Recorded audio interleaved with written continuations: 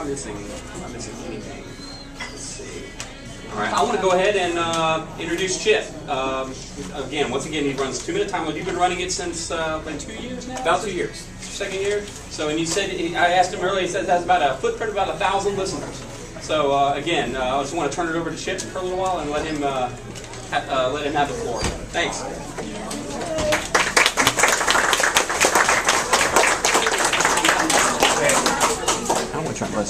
I'll stand back here, so I'll be out of the line of fire if anybody's really unhappy with me. I'll be a little slightly safer distance.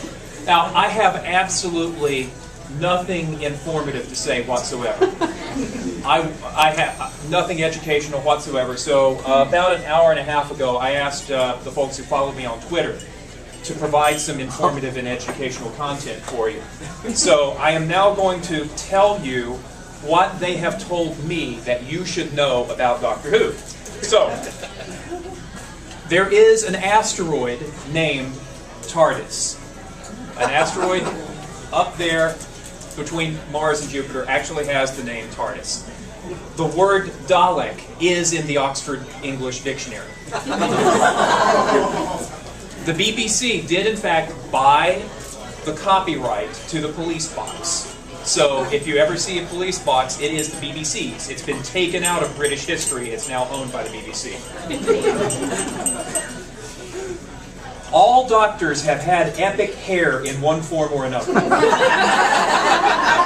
I argued this point with her because I don't recall Christopher Eccleston's hair as being particularly epic. And then she said, well, it was epic in its absence. Despite only appearing in one televised story, Paul McGann is technically the longest-serving Doctor.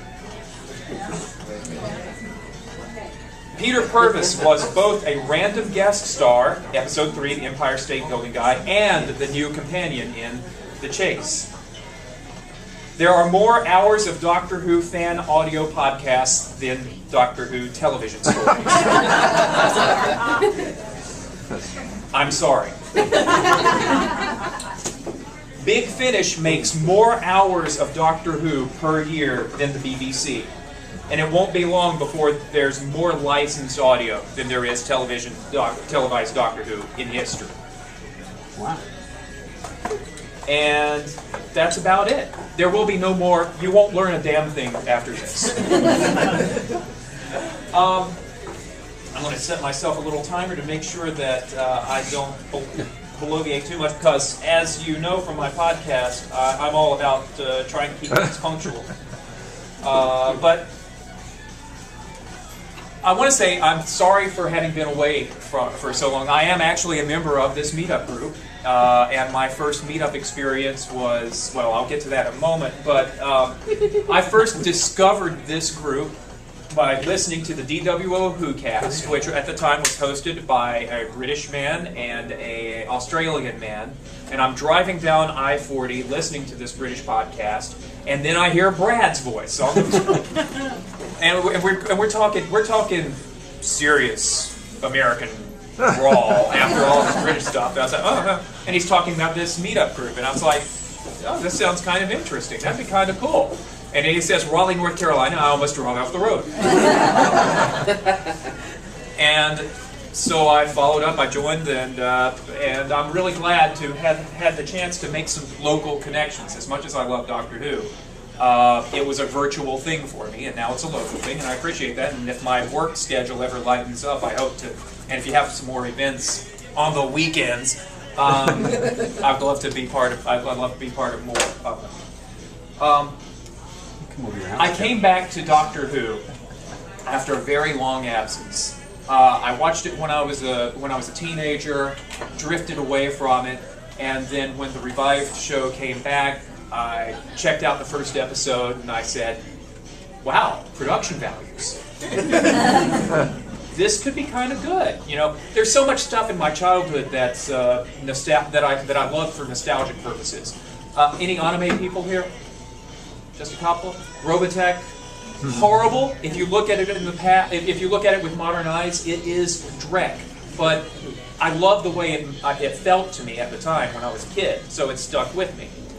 Doctor Who was kind of in that category for me, and I wasn't sure at all whether they'd be able to capture the magic, and I'd seen some of the older stuff and with modern eyes and wasn't so thrilled with it. Remember End of the World? Remember towards the end of it, you've got the Doctor and Rose looking at the ruins of Earth, and then he takes her hand and says, "Let me show you something." The sound of a baby's cry was what sold me on this show. It's like, I didn't realize how much I missed Doctor Who. I didn't realize how good it could be. And then a few episodes later, Everybody Lives, Rose. Everybody Lives. That sealed it. Hardcore fan. Doctor Who magazine.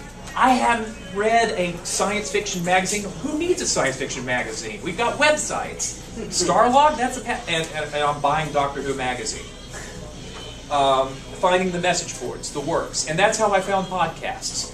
I was listening to Tech Guy, to Leo Laporte tech podcasts, Muse podcasts, all this stuff. There's got to be a Doctor Who podcast out there. Google, Doctor Who Podshot. I listen to it. That's kind of cool.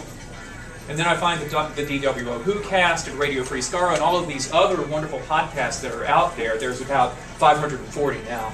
And I was really enjoying it, and then I came to the realization that they had two things in common. One of them was they were pretty harsh on the new series, and I love the new series. And the other thing was their average length of these podcasts is about 9 hours long. And it was Radio Free Skaro that actually spurred me on, because they loved Turn Left, and then they loved The Stolen Earth. And I was like, finally some podcasters that I'm really that are on the same wavelength as me.